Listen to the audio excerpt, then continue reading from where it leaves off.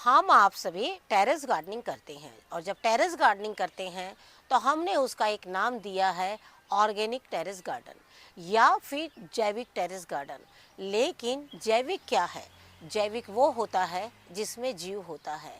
लेकिन जब हम जैविक रूप से गार्डनिंग करते हैं तो जो हमारी खाद है वो भी बिल्कुल जैविक ही होनी चाहिए। जैविक करने के लिए आप क्या करें? जैविक करने के लिए आप अपने गार्डन से ही खाद, ऐसी खाद निकालें जो आपके पौधों के लिए काम आए और वो कई जीवों को जन्म दे। जब वो जीवों को जन्म देते हैं और जब हमारा गार्डन हरा भरा होता है, वही गार्डन हमारा जैविक कहलाता है। लेकिन इस जैविक में एक ऐसी भी खाद होती है जो होती है गोबर की बिल्कुल सूखी और सड़ी हुई खाद। जैविक पद्धति में सबसे ज़्यादा अगर खाद कोई अच्छी होती है तो वो होती है गोबर की सड़ी हुई खाद। लेकिन क्या इस खाद में आप केचुए भी तैयार कर सकते हैं? केचुए तैयार अगर आपको करना है तो उसके लिए आप हमारे चैनल पे जाइए, उसे सब्सक्राइब कीजिए और देखिए कि हमने एक सड़ी हुई गोबर की खाद में किस तरीके से केचुए तैयार किए हैं, किस तरीके से उसे बनाया है और अपने एक जैविक गार्डन को पूरी तरीके से जीव देकर और जैविक बनाया है। नमस्कार दोस्तों, स्वागत है आपका हमारे इस YouTube चैनल में।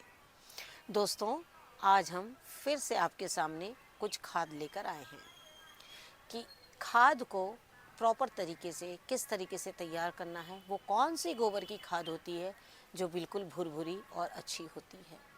कई बार जब हम गोबर की खाद को, ताज़ी गोबर की खाद डाल देते हैं प्लांट्स में, तो उसमें एक ऐसा कीट होता है जो हमारे प्लांट्स को ख़राब कर देता है।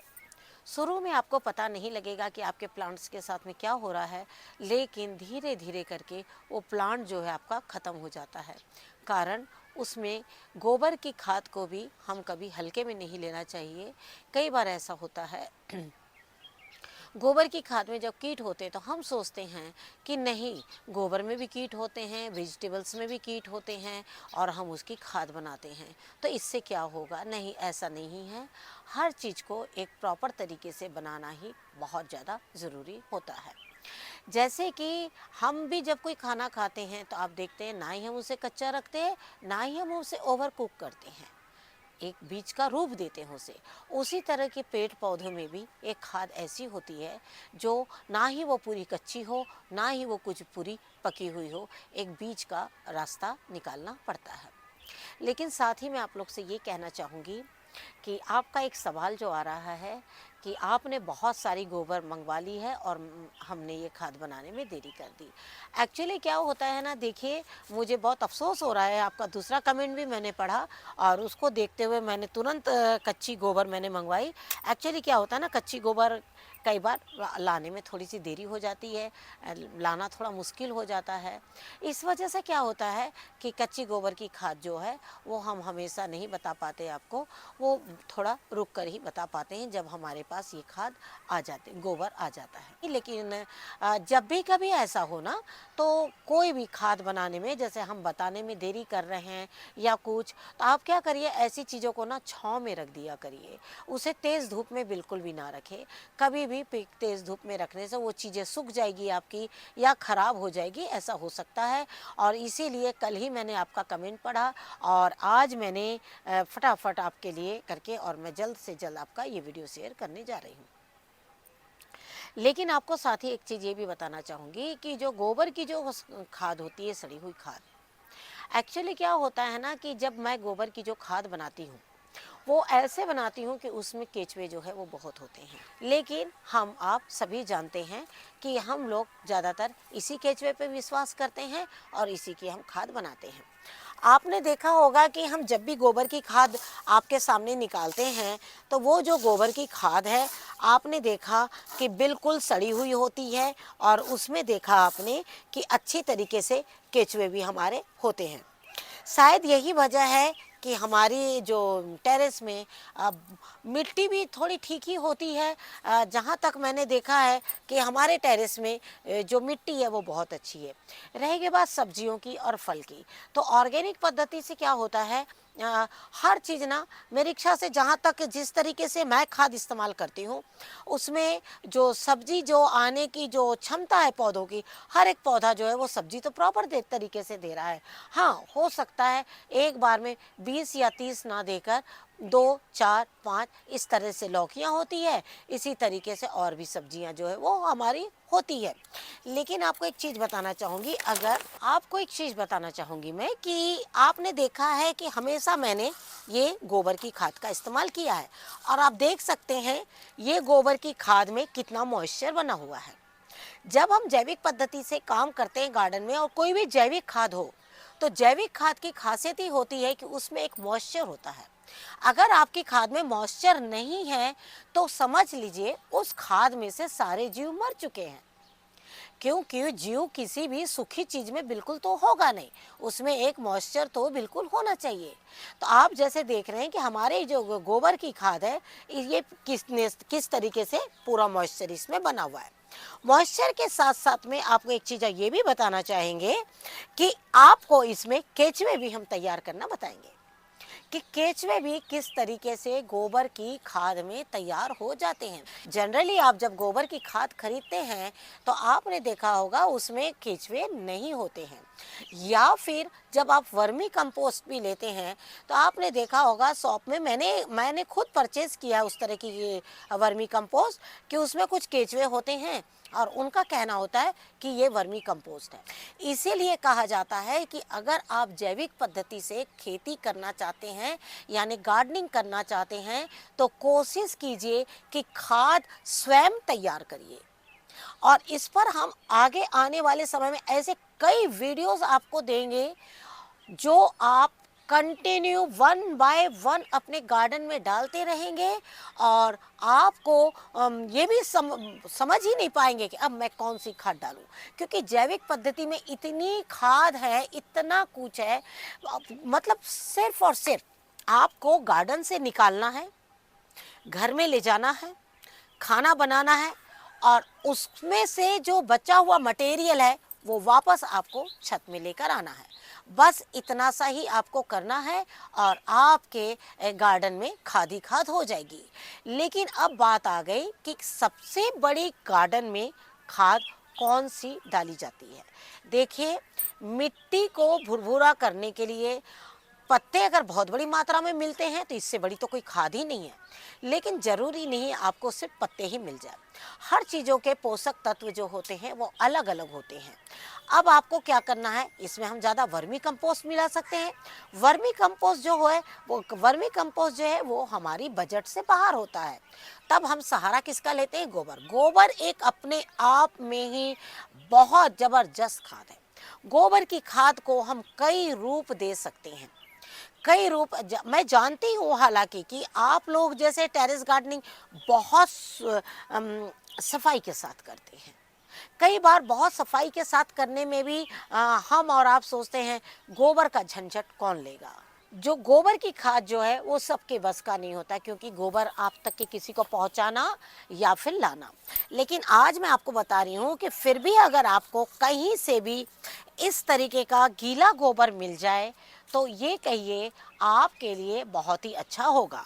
आपको मैं बताना चाहूँगी, ये देखिए, ये है हमारे पास गीला गोबर, और ये आपको मैं इसमें ये दिखाना चाहूँगी कि इसमें ये देखिए किस तरीके से केचुए बिल्कुल हमारे तैयार हैं। ये देखिए, अब जब इस तरह की खाद आप अपने पौधे में डालिएगा तो स्वाभाविक है, ये देखिए इस तरीके से, तो आपके मिट्टी ना बहुत अच्छी हो जाएगी। तो आज हमने सोचा क्यों ना आपको आपके सवालों पर ही, हालांकि हमने आप लोगों से कहा था कि हम आपको ये खाद बनाना बताएंगे, लेकिन हम नहीं बता पाए। नहीं बताने की वजह है कि आप लोगों के कि आगे से कोई ऐसा रिस्पांस नहीं था।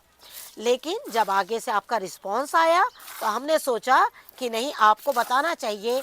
और मैं आप लोगों से यही कहना चाहूँगी, ज़्यादा से ज़्यादा लोग आप लोग इस तरह की खाद बिल्कुल बनाएं और अपने पौधों में डालें। आप देखिएगा पौधे में चाहे वो फूल हो चाहे फल हो, सबका आकार, सबका स्वाद, सबका कलर बिल्कुल भी अलग पाया जाएगा। सबसे पहले हमने इसमें मिट्टी ले ली है।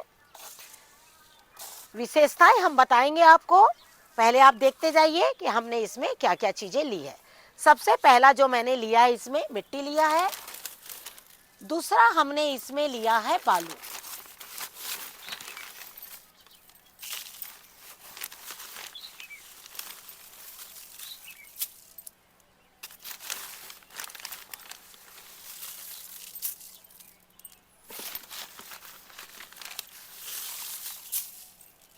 आपने देखा कि हमने, आप ध्यान से देखते चले, इससे हमने समझ लीजिए 4 कलछी लिया गोबर, सॉरी बालू, और 4 कलछी ही हमने इसमें मिट्टी लिया है। ये देखिए इस तरीके से एक पत्ता आ गया, कोई बात नहीं, पत्ते आने से भी कोई नुकसान नहीं है, ठीक है ना। ये आपको दोनों चीज़ लेना बहुत ज़्यादा ज़रूरी है। आप खाली गोबर की खाद अगर लेंगे, आप एक बात बताइए कि हमें क्या करना है, जीवाणु बनाना है। गोबर की सूखी सड़ी हुई खाद के साथ साथ में आज हम आपको एक के साथ में 2 खाद का बता रहे हैं कि एक तो है कि गोबर को सुखाना कैसे है, और दूसरा गोबर में जीवाणु किस तरीके से तैयार कर देना है, जिससे कि आपके जो खाद है ना, वो एक काम नहीं 2 काम बिल्कुल करेगी। तो ये देखिए इस तरीके से हमने क्या किया, मिट्टी ले लिया।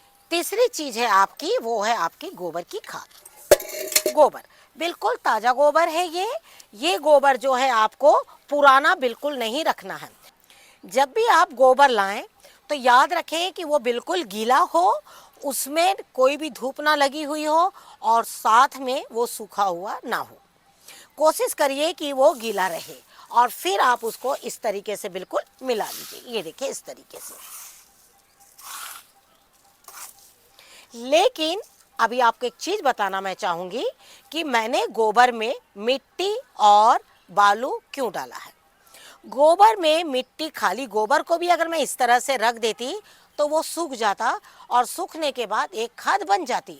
लेकिन इस वक्त हमें इस गोबर में ऐसे जीवाणु तैयार करने हैं जो इस गोबर को खाए, और गोबर को बिल्कुल, जैसे अभी आपने देखा था ये पोर्शन, ये देखिए बिल्कुल जिस तरीके से भुरभुरा है, हमें वैसा गोबर को तैयार करना है। उसके लिए हमें क्या करना है, इसमें थोड़ी सी बालू और थोड़ी सी मिट्टी डालना है। अगर आपके पास में बालू नहीं है तो कोई बात नहीं है, आप उसमें बलुई मिट्टी भी आप डाल सकते हैं।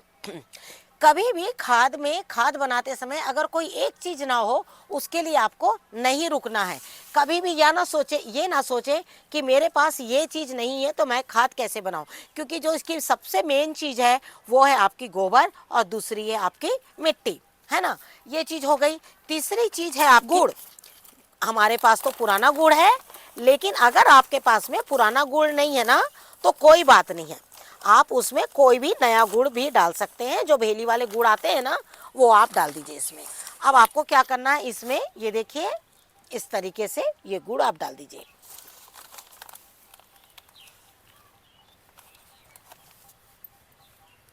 ये देखिए इस तरीके से, इतना बड़ा, यानी आप, अगर आपकी भेली बड़ी है गुड़ की भेली, तो आप पूरा ना डालकर आप इतना ही गुड़ इसमें डाल दीजिए। और डालने के बाद में आपको उसको कुछ भी नहीं करना है, बस इस तरीके से। आपको ये नहीं है कि गुड़ नहीं मिला है तो अब हम क्या करें, तो ये देखिए इस तरीके से। अब आप क्या करें, अब आपको इसको ऐसा कुछ नहीं है कि बहुत ज़्यादा मिलाना है, कुछ नहीं करना है। अब आप इसे इस बोरी में बिल्कुल डाल दीजिए। याद रखना, मिट्टी जितनी हमने मिट्टी बालू डाली है, इसके पास अगर आपके पास में इससे भी ज़्यादा गोबर है तो आप इसमें इतना ही गोबर और भी मिला सकते हैं।